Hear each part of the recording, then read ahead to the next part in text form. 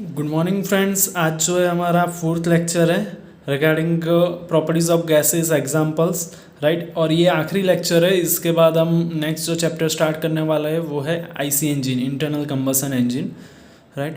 तो ये जो है मैं दो एग्जांपल इस लेक्चर में डिस्कस करने वाला हूँ। आगे हमारे 3 एग्जांपल्स डिस्कस हो गए हैं।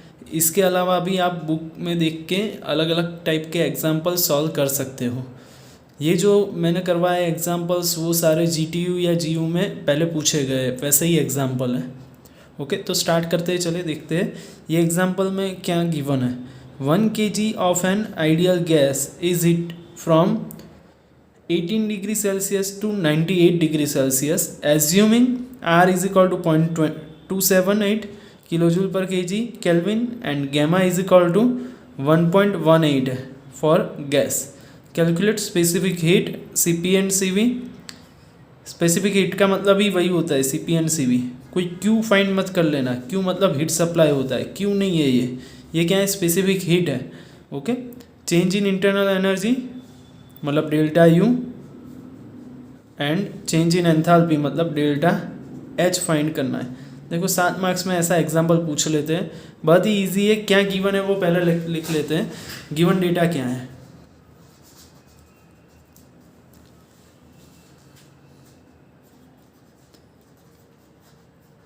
सबसे पहले आपको मास गिवन है, m इज इक्वल टू क्या गिवन है 1 kg गिवन है।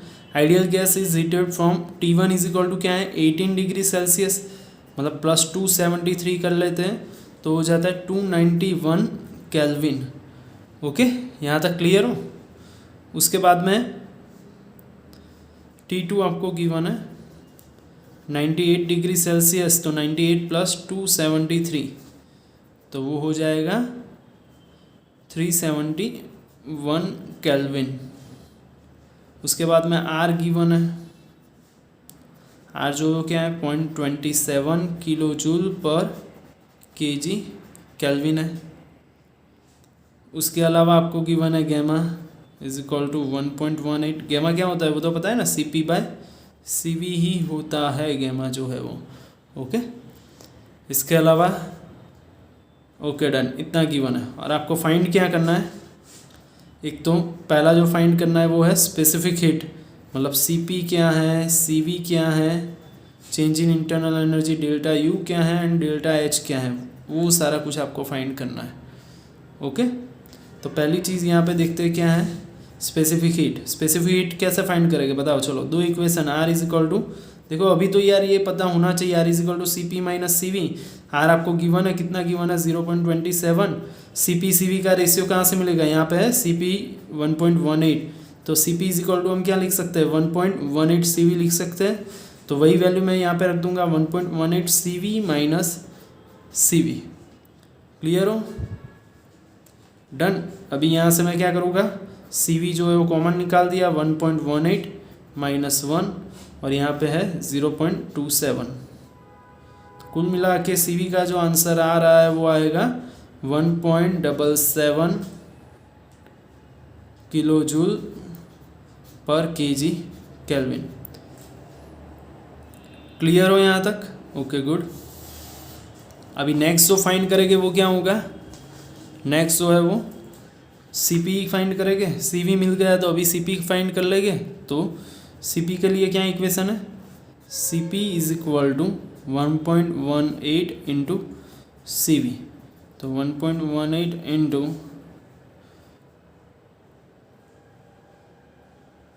1.18 इंटू सॉरी यहाँ पे ये जो आंसर है रॉन्ग है। ये आप कैलकुलेट करो क्या आंसर आ रहा है मुझे बताना। चलो ये जो आंसर है 1.1 यहाँ पे 0.18 बचा, 0.27 डिवाइड बाई 0.18 करना। ओके, तो क्या आंसर आ रहा है आपको मुझे बताना है। ओके, तो लाइव चैट है, आप कैलसी लेके के बैठे होगे। ओके, तो वहाँ पे आंसर दीजिए कि क्या आ रहा है CV का आंसर। सेम यहाँ पे CV को मल्टीप्लाई कर दिया तो CP मिल जाएगा आपको, है ना। चलो CV में बता देता हूँ क्या मिल रहा है आपको, 1.5 CV मिल रहा है। क्या मिल रहा है 1.5। ओके, और सेम यहाँ पे CP ये जो है 1.5 लेंगे तो CP आपको मिल जाएगा 1.77 kilo joule per kg kelvin. देखो ये जो एग्जाम्पल है इसमें CV की जो वैल्यू मिल रही है वो कभी नहीं मिलेगी दूसरे कोई एग्जाम्पल में, इसीलिए मैंने ये एग्जाम्पल करवाया है कि ये यूनिक है। इसमें CV की वैल्यू जो है वो थोड़ी डिफरेंट आ रही है, गैमा की वैल्यू है वो भी थोड़ी डिफरेंट गिवन है, राइट। तो थोड़ा मतलब प्लस माइनस है, तो ये आपको इसलिए मैं एग्जांपल करवा रहा हूँ। ओके, तो CP की वैल्यू भी आपको मिल गई, डन। चलो उसके बाद सेकंड क्या फाइंड करना है हमें, चेंज इन इंटरनल एनर्जी। क्या फाइंड करेंगे, चेंज इन इंटरनल एनर्जी। तो delta U is equal to क्या है, mCV T2 माइनस T1।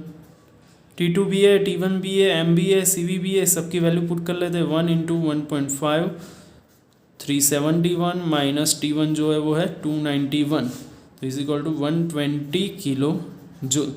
तो डेल्टा U आपको मिल गया 120 किलो जूल। और लास्ट जो है वो हम फाइंड करने वाले हैं, क्या फाइंड करेंगे, delta H is equal to, H आता है तब क्या आता है, U आता है तब V ही आता है। वैसे H जब आता है तब क्या आता है, CP ही आता है, mCP T2 minus T1। Value वही की वही है, सिर्फ यहाँ पे 1.77 हो जाएगा, 371 माइनस 291। तो डेल्टा H आपको मिल जाएगा 141.6 किलो जूल। अगर यूनिट नहीं लिखा तो समझ लो मार्क्स कट जाएंगे। तो ये ध्यान रखो कि डेल्टा H है, डेल्टा U है, तो सारा कुछ किस में आएगा, किलो जूल में ही आएगा। क्लियर हो ये एग्जाम्पल। फाइनल क्या था, एग्जाम्पल में कुछ है ही नहीं, फटाफट आंसर मिल गया। देखो R का इक्वेशन यूज़ किया हमने, R इज इक्वल टू क्या है, CP माइनस CV है, उस पर से एक फॉर्मूला मिल गया। ओके, यहाँ पे CP बाई CV का फॉर्मूला हमने यूज़ किया था, वही का वही हमने यहाँ पे यूज़ कर लिया CP की वैल्यू रखने के लिए। ओके, CV मिल गया, उसके बाद में CP मिल गया, डेल्टा U का इक्वेशन पता है, T2 भी गिवन है, T1 भी गिवन है, तो यहाँ पे कोई दिक्कत है ही नहीं। अगर T2 T1 नहीं गिवन होते, कहीं से लाने होते तो दिक्कत थी। यहाँ पे सारी कुछ वैल्यू आपको गिवन है ऑलरेडी। तो बहुत ही इजी एग्जांपल था, होप सो आपको पता चला होगा। अभी हम नेक्स्ट एग्जांपल देखते हैं। ओके, नेक्स्ट एग्जांपल में क्या गिवन है यहाँ पे, यस, एयर एंटर्स, क्या गिवन है, air enters a compressor of 0.2 mega pascal. देखो यहाँ पे कुछ अलग यूनिट है, मेगा पास्कल, पास्कल यूनिट किसका है वो पता होना चाहिए, किसका है, प्रेशर का है। And 30 degree Celsius having volume of 2 metre cube per kg is compress at 1 megapascal. कैसे, आइसोथर्मली। तो यहाँ पे प्रोसेस जो है वो आपको डिफाइन करके दी गई है कि प्रोसेस कौन सी है, आइसोथर्मल प्रोसेस है। ओके, अभी आइसोथर्मल मतलब क्या होता है वो मुझे समझाना नहीं पड़े कि भाई कांस्टेंट टेम्परेचर प्रोसेस मतलब आइसोथर्मल प्रोसेस। उसमें आपको फाइंड क्या करना है, वर्क डन फाइंड करना है, internal energy and heat transfer find करना है। ओके, तो अभी गिवन डेटा क्या है वो हम देख लेते हैं। सबसे पहले गिवन डेटा,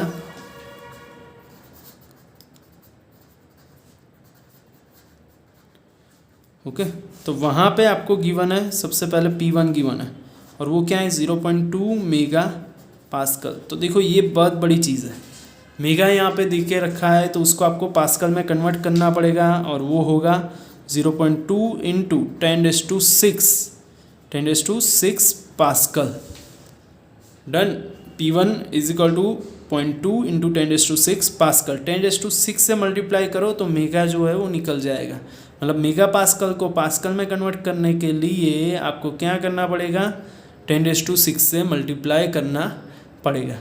डन, ओके, तो ये था P1। उसके बाद में टेम्परेचर T1 आपको गिवन है, क्या है 30 डिग्री सेल्सियस। आप बोलोगे कि सर यहाँ पे टेम्परेचर T1 जो है वही T2 होगा, तो हाँ सही हो, T2 होगा, बट डिग्री सेल्सियस को हम क्या करेंगे 273 केल्विन में कन्वर्ट करेंगे, तो ये हो गया आपका 303 केल्विन। क्या हो गया, T2 हो गया, सेम T1 भी हो गया। ओके, उसके बाद में V1 गिवन है, वॉल्यूम 1 क्या है 2 मीटर क्यूब पर kg है, क्या है 2 मीटर क्यूब पर kg। चलो उसको रहने देते हैं, कोई प्रॉब्लम नहीं है। उसके बाद में क्या गिवन है, नेक्स्ट P2 गिवन है आपको 1 मेगा पास्कल गिवन है ना, ये देखो 1 मेगा पास्कल, तो ये हो गया 1 इंटू 10⁶ पास्कल। ओके, इसके बाद क्या फाइंड करना है वो देख लेते हैं। तो एक तो पहले वर्क डन क्या है WD, फिर चेंज इन इंटरनल एनर्जी क्या है, फिर हीट ट्रांसफ़र मतलब क्या होता है, यस DQ लिख दो या Q लिख दो, क्या है वो फाइंड करना है आपको। ओके, और प्रोसेस कैसी है, आइसोथर्मल है। ये T1 = T2 क्यों हो गया है, यहाँ पे नहीं गिवन है, यहाँ पे प्रोसेस जो है वो आइसोथर्मल है, इसलिए हमने क्या कर लिया, T1 और T2 को सेम कर लिया। फाइनल हो यहाँ तक, कोई दिक्कत नहीं। तो एग्जाम्पल आगे देखे क्या है। ओके, वर्क डन फाइंड करना है, पहला हमें क्या फाइंड करना है, वर्क डन फाइंड करना है। ओके, तो वर्क डन का इक्वेशन क्या है, देखो वर्क डन का इक्वेशन याद होना चाहिए कि भाई आइसोथर्मल प्रोसेस है तो वर्क डन क्या होना चाहिए।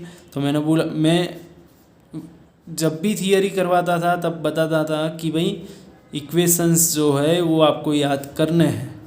तो अगर हो गए हैं तो आपको ये पता होगा कि it is the P1 V1 log P1/P2 या तो V2/V1।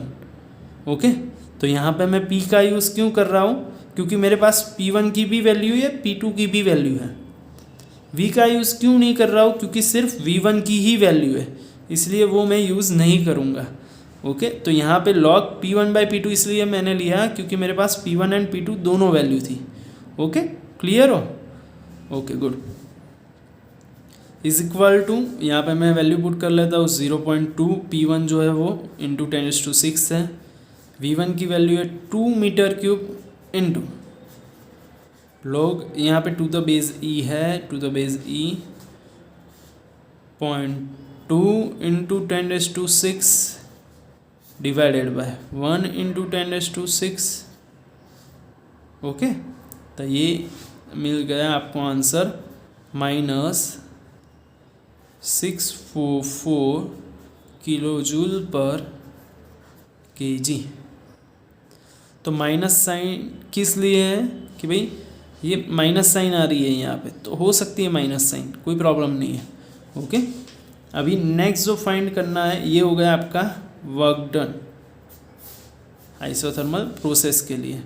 Change in internal energy क्या है, चेंज इन इंटरनल एनर्जी तो वो होता है ΔU, उसका इक्वेशन क्या है mCV T2 - T1। आप बोलोगे कि सर T2 एंड T1 तो सेम ही है, तो ΔU क्या हो जाएगा, 0।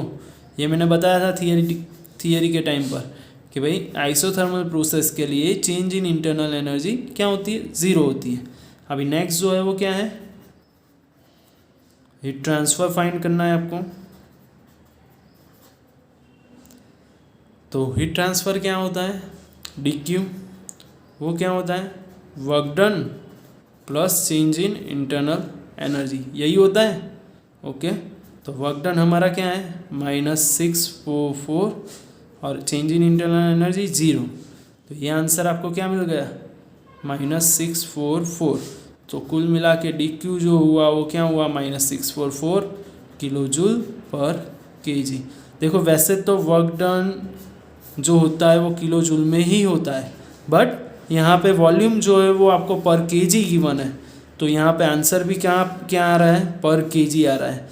वर्क डन का यूनिट क्या है, किलो जूल ही है। हीट सप्लाई का यूनिट क्या है, हीट ट्रांसफ़र का यूनिट किलो जूल ही है, बट हम पर kg क्यों ले रहे हैं, क्योंकि हमें यहाँ पे जो वॉल्यूम प्रोवाइड किया हुआ है वो क्या है, पर kg है। और वॉल्यूम का यूज़ हमने कहाँ पे किया, यहाँ पे किया P1 V1 के साथ में। अगर वॉल्यूम हम यूज़ कर रहे हैं तो आंसर जो आ रहा है वो किस में आएगा, पर kg में ही आएगा। क्लियर हो। एक बार फिर से देख लेते हैं, आपको क्या गिवन था, P1 गिवन था, बट किस में, मेगा पास्कल में गिवन था। तो मेगा को ऑलवेज कन्वर्ट करना हो तो क्या करना पड़ेगा, 10⁶ से मल्टीप्लाई करना पड़ेगा। फिर T1 गिवन है, V1 गिवन है, और आइसोथर्मल प्रोसेस जो गिवन है, मोस्ट इम्पोर्टेंट वो क्या है, आइसोथर्मल प्रोसेस है, राइट। तो आइसोथर्मल में क्या होता है, T1 = T2 होता है, राइट। तो T2 हमें मिल गया सेम टू सेम। उसके बाद में V1 गिवन था तो लिख दिया, P2 जो था वो भी मेगा पास्कल में था तो पास्कल में कन्वर्ट कर लिया। फाइनली क्या फाइंड करना है, वर्क डन, तो उसका इक्वेशन आपको याद होना चाहिए। इसके अलावा अभी 3-4 इक्वेशन है इसके, क्या है, P2V2 log P1 by P2, right. P1V1 log V2 by V1 भी हो सकता है, बट मैंने V2 by V1 यूज़ नहीं किया. क्यों नहीं किया? क्योंकि मेरे पास V2 की वैल्यू जो होनी चाहिए वो नहीं है. तो या तो मैं पहले उसको फाइंड करूँ या तो डायरेक्टली जो वैल्यू है उसका यूज़ करूँ. तो वही करूँगा, जो वैल्यू है उसका ही यूज़ करूँगा. तो P1 एंड P2 वाला इक्वेशन ही यूज़ किया मैंने, तो वर्क डन मिल गया. यहाँ पे work done kilojoule per KG में क्यों मिलता है मैंने बता दिया है. Okay. Same change in internal energy delta U mCV/T2 minus T1, temperature constant, answer 0. dq is equal to work done plus change in internal energy हो गया. तो dq is equal to -644 kilojoule per KG. So hope so आपको ये lecture जो है वो भी अच्छा लगा होगा. तो thank you very much to attend the lecture. Thank you.